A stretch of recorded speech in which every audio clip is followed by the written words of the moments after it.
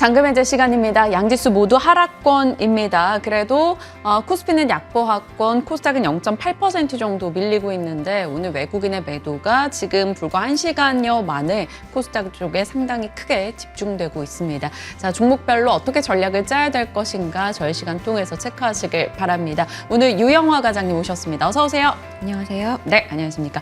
과장님과 함께 시장에 대한 얘기 나누기 전에 지금 머니맵으로 시장 분위기 먼저 살펴보겠습니다. 대형주 전반이 좋지 못하네요. 그래도 일단 셀트리온 그룹주 어제 시간회에서 합병 이슈가 있었죠. 그러다 보니까 반응을 보여줍니다. 셀트리온 5%, 셀트리온 헬스케어까지 같이 강세 움직임 나타나고 있고요. 현대차, 기아 자동차 수출 데이터가 비교적 괜찮았다라는 소식이 있었기 때문에 시장이 밀리니까 이쪽에 약간의 대안지 역할을 해주면서 오늘 상승세 보입니다. 다만 이 국채금리 미국 10년물 4.3 돌파 소식은 성장주의 부담입니다. 네이버 카카오, 2차전지 전반이 오늘은 하락권의 움직임 나오고 있네요. 자, 시장에 대한 전략부터 짜보겠습니다. 국채금리와 함께 중국 경기 우려감 이런 것들이 등장을 했는데 그럼에도 불구하고 중국 소비주가 오늘 또 강세입니다. 이 말은즉슨 결국 강한 부양책을 기다린다 이렇게 볼 수 있겠죠. 시장 전략 짜주세요. 네, 지금 말씀하신 대로 일단은 중국 이슈가 불거지고 있지만 우리나라 관점에서는 없던 수요가 생기는 것이기 때문에 매크로가 안 좋은 상황에서도 크게 눌리지 않고 지금 중국 소비주들이 힘을 내주고 있다는 점은 간과해서는 안 되는 포인트라고 볼 수 있을 것 같고요. 지금 이제 굉장히 이렇게 좀 뭔가 중국의 부동산 이슈가 나올 때는 둠스러운 이슈들이 많이 나올 거예요. 근데 뉴스보다는 좀 지표로 체크를 하시는 게 맞을 것 같고, 지표는 구글 링 다 하실 수 있기 때문에 구글에서 15라고 검색을 해보시면 15 금리가 나옵니다. 중국의 이제 그 기준 금리 같은 것들인데 그거가 지금 어제 기준으로는 단기물, 그러니까 오버나잇 금리라고 해서 가장 초단기물이 일주일 금리를 상회했어요. 그러니까 한마디로 쉽게 말씀드리면 시중에서 뭔가 자금 경색 그런 부분들이 약간 이슈화될 때 오버나잇 금리가 일주일 금리보다 먼저 튀거든요.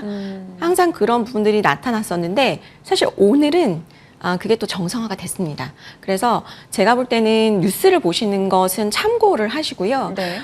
상해 15금리를 판단을 하시고 제가 볼 때 중국에 정말 어떤 단기 시장에 어떤 자금 흐름에 이슈가 있는가. 그러니까 결국에 걱정되는 것은 어떤 디폴트 위험, 그것이 전이되는 것이고 중국 전체에 영향을 미치는 거고 그게 이제 글로벌 경제에 영향을 미치는 것을 가장 두려워하시는 거잖아요. 그러니까 너무 그냥 내가 막연하게 두려워하시는 것보다는 그거 체크하시면서 좀 대응을 하시는 게 좋을 것 같고, 근데 이제 문제는 중국의 이슈만이 아니죠. 미국 같은 경우도 사실 주가가 신고가 가면 좋겠는데 10년물 국채금리가 또 신고가를 갔죠. 4.25 정도를 임계점으로 보는데 일단 4.25를 넘어서서 지금 좀 움직이고 있는 상황에서 여전히 좀 시장은 경계를 해야 되는 상황이고, 그래서 제가 볼 때는 일단은 과거로 보면은 이제 잭슨홀 미팅이 끝나면 보통 잭슨홀 미팅에서 그렇게 매파적으로 발언을 안 합니다. 그래서 잭슨홀 미팅 끝나면 S&P 500이나 코스피가 한 10주간 그래도 플러스권을 유지를 했던 점이 있어요. 그런데 과거에도 보면은 조금 매파적으로, 시장의 예상보다 매파적으로 얘기했을 때는 또 단기물이 튑니다. 그래서 이번에 아마 다음 주 저는 8월 24일 1차 변곡점이 될 수도 있다라고 보는데 물론 이제 긍정적이어야 변곡점이 될 수 있겠죠. 그래서 잭슨홀 미팅에서 좀 긍정적인 좀 시장보다 생각보다 비둘기적으로 얘기해준다. 그랬을 때는 단기물이 조금 가라앉을 가능성이 있어요. 근데 만약에 2년물 국채가 5.1%를 넘어선다. 그러면 시장도 약간 좀 더디게 갈 수 있기 때문에 시장의 조정 좀 연장될 수 있다라는 생각을 해보시면 될 것 같고요. 기본적으로 원래 이제 큰 그림을 보면 국내의 경우에도 그렇지만 2분기, 3분기는 숫자에 근거해서 실적이 굉장히 초점을 맞춘 시장이고요. 그리고 이제 4분기, 1분기에는 좀 약간 스토리텔링 장세, 네, 약간 정부의 정책이라든지 미래의 꿈을 앞당기는 그런 장세들이 좀 많아요. 그래서 아마 3분기까지는 굉장히 이제 숫자에 예민한 시장이 될 수 있지 않을까. 그래서 그런 쪽으로 만약에 저가 매수를 하시더라도 시장이 안정화가 돼서 저가 매수 하시더라도 3분기 실적 잘 나올 종목들로 좀 추려서 가시는 게 낫지 않을까 말씀을 드리고 싶습니다. 다음 주 8월 24일이 변곡이네요. 그날 네이버의 맞습니다. AI도 네. 나오고 그날 새벽에 엔비디아 실적 맞습니다. 나올 거고요. 네. 또 잭슨홀 미팅이 23, 26일 일정 현지 시각 기준이니까 또 24일에 저희 영향권입니다. 그날이 있기 때문에 어느 정도 조금 관망세도 짙지 않나라는 생각도 드는데 말씀 주신 내용 잘 참고해서 전략 챙기겠고요. 최근 들어 외국인의 수급 동향을 좀 들여다봤더니요. 삼성전자로 압도적인 매수세가 있었고요. 그 뒤를 잇는 게 호텔신라가 치고 나오고 있습니다. 그 뒤로는 각 섹터 대형주들 좀 담았다 이런 맥락인데 저 중에서 수급적으로 봤을 때 좀 의미가 있다라는 종목이 있을까요? 딱 봐도 시총 상위주가 아닌데 눈에 호텔신라요? 띄는 네, 호텔신라요. 아까도 말씀드렸지만 중국에 지금 이제 단체 관광 해제가 6년 5개월 만에 시행이 되기 때문에 데이터를 보면 없던 수요가 또 추가적으로 그러니까 지금 다들 그런 걱정하실 거예요. 지금 중국 경기가 안 좋은데 뭐 얼마나 와서 소비를 하겠어. 근데 없었잖아요. 단체 네. 관광이 없다가 생기는 거기 때문에 저는 시장은 결국에는 지금부터 업사이드가 얼마 있냐가 되게 중요한 거거든요. 그러니까 물론 기대감을 반영해서 살짝 올랐지만 절대적 밸류에이션으로 보면 기본적으로 호텔신라는 지금 중국 단체 관광 없었을 때에도 실적 회복이 지금 되어가고 있었던 상황이기 때문에 제가 저번 주에 말씀드린 파라다이스 마찬가지로 실적 회복이 어느 정도 된 상황에서 여기서 플러스 알파 중국 단체 관광이 온다? 그것은 동사들에게는 굉장히 긍정적인 이슈라고 보고 있습니다. 그리고 사실 단체 관광은 아무래도 연령대가 좀 높잖아요. 맞아요. 그분들의 소비 여력이 조금 더 있다 보니까 네네. 조금은 더 이제 1인당 소비가 좀 많지 않을까라는 기대감도 확실히 나오고 있습니다. 앞으로 어떻게 될지 추이 지켜볼 거고요. 자, 이제 수급적으로 저희가 매주 하는 과연 사모펀드 연기금은 한 주간 어떤 걸 샀는가 보시면 저희 방금 얘기 나눈 호텔신라 있고요. GKL, 파라다이스, 토비스, 리오프닝 쪽이 들어가 있고 나머지는 이 초록색 보로노이, LNK, 펨트론, 인벤티지랩 다 제약바이오예요. 아무래도 이번 달이 바이오 ETF 상장부터 해서 폐암 초록 공개도 있고 이러니까 이런 쪽의 수급이 좋았었네요. 맞습니다. 시장이 좋을 때는요, 되게 좀 다 좋은 경향이 있어요. 그래서 오히려 이거저거 재다가 놓치는 경우가 많은데 최근에 수급을 보면 수급표 보셔도 아시겠지만 명확해요. 네. 주도주가 제약바이오 그리고 중국 소비주, 네. 반도체, 화장품 명확하기 때문에 사실은 오히려 이런 시장에서 좀 주가도 좀 많이 조정을 받았고 또 기회 요인을 찾기에는 그래도 오히려 우리가 상반기에 좋았던 시장보다는 저는 더 나은 것 같아요. 그래서 기회의 요인을 한번 이 표에서 찾아보시면 좋을 것 네. 같은데 제약바이오는 최근에 꾸준하게 말씀을 드리고 있고 지금 사모펀드가 1위로 산 종목 인벤티지랩 이거는 제가 매주 나와서 말씀을 드렸던 것 맞아요. 같아요. 그러니까 지금 시장 조정에도 불구하고 미국 시장에서도 잘 버티는 종목들, 엔비디아라든지, 그 다음에 이제 노보노디스크라든지 릴라이 같은 종목들이 지금 잘 버텨주고 있거든요. 그러니까 시장에 이러한 무거운 매크로, 그러니까 사실은 10년물 국채금리가 오르는데 성장주, 특히나 제약바이오, 금리에 취약한 제약바이오가 이렇게 잘 버틴다? 그만큼의 모멘텀이 있다라고 저는 생각을 하고 있고, 만약에 금리가 내려간다 하면 더 긍정적일 가능성이 좀 있지 않을까라는 생각이고요. 여기다가 국내에서는 또 추가적으로 또 물 들어올 때 노젓자라는 전략으로 액티브 바이오 ETF 두 곳이 상장을 했죠. 삼성 코액트가 상장을 했고 타임폴리오 바이오 ETF도 상장을 했습니다. 아마 이제 그 구성 종목을 들어가서 보시면 다 나올 텐데요. 여기서 이제 중복되는 종목들이나 시총 상위주가 아닌데 좀 비중이 많이 들어가 있다. 이런 종목들은 조금 공부를 해보시고 주목을 해보실 필요가 있을 것 같고요. 네. 그리고 원래 이제 그 ETF 초기에 상장되면 살짝 이제 처음엔 관심이 별로 없어요. 잘 모르기도 하고요. 그런데 이제 그게 만약에 시세를 좀 내고 시장에서 좀 관심을 간다 하면은 또 수급이 또 붙을 수 있기 때문에 그런 관련주들 아니면 ETF 관심을 좀 가져보시면 좋을 것 같고 네. 일단 그 전체적으로 보면은 바이오 ETF에서도 그 바이오 섹터 중에서도 숫자가 나오는 이제 의료기기들 과거에 없었던 쪽이 조금 붙었다고 보시면 되고 그 다음에 이제 비만 관련주 쪽이 수급이 굉장히 지속적으로 들어오고 있어요.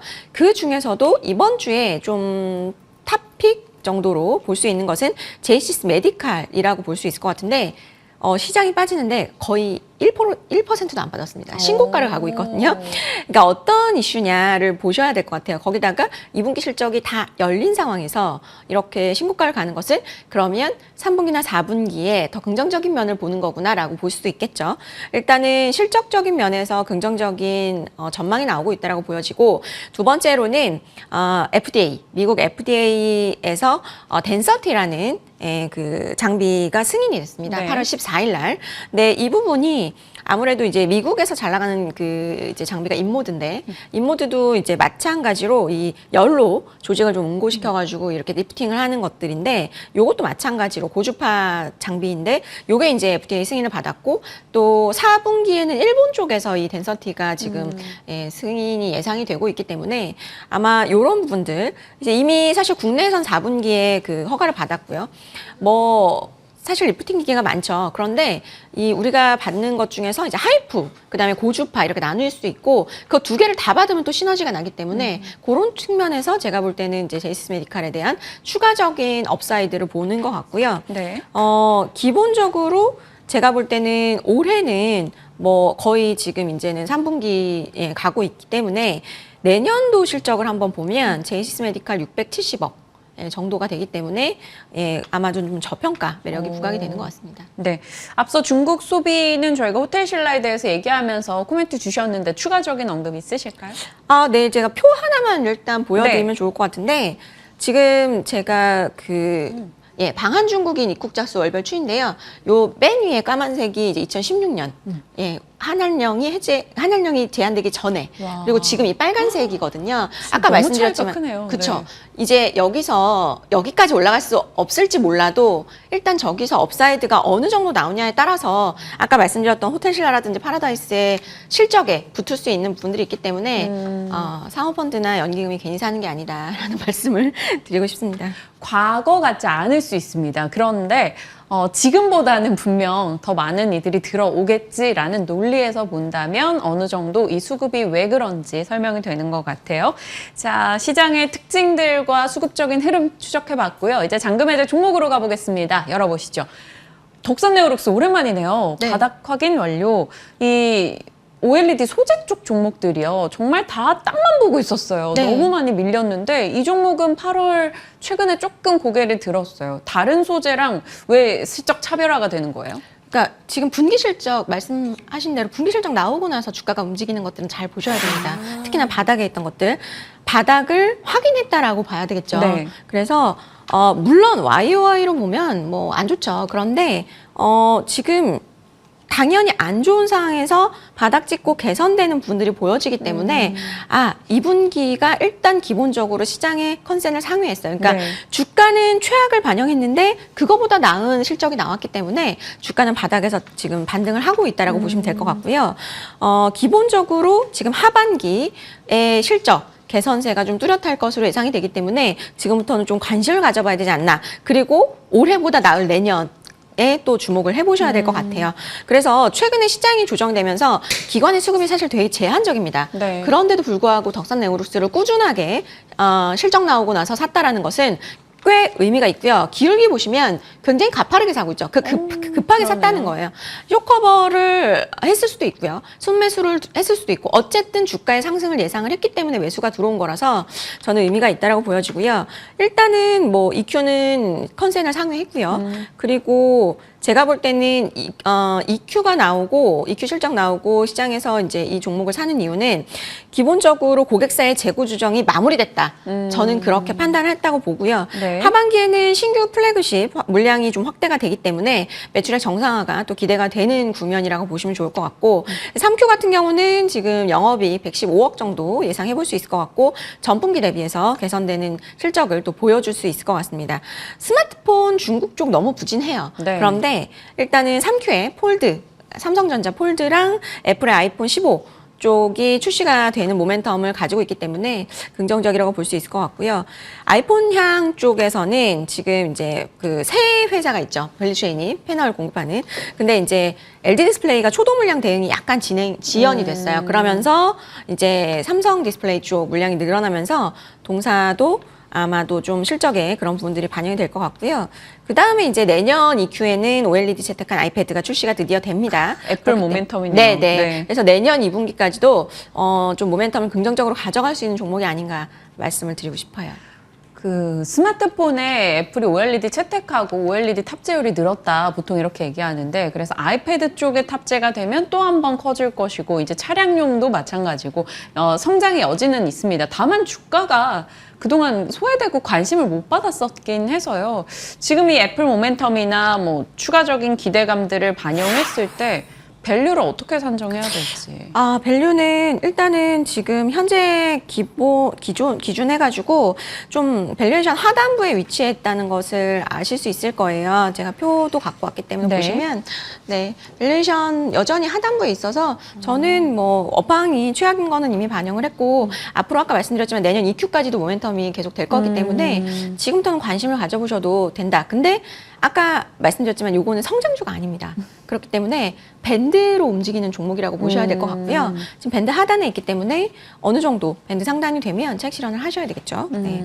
그러면 그 밴드 상단의 가격을 어느 정도로 책정할 수 있을까요? 저희가 51,000원 찍고 쭉 내려왔다가 최근에서야 조금 회복을 보이고 있거든요. 일단은 뭐 1차 목표 주가는 53,000원 정도를 53,000원. 제시를 해드리고요.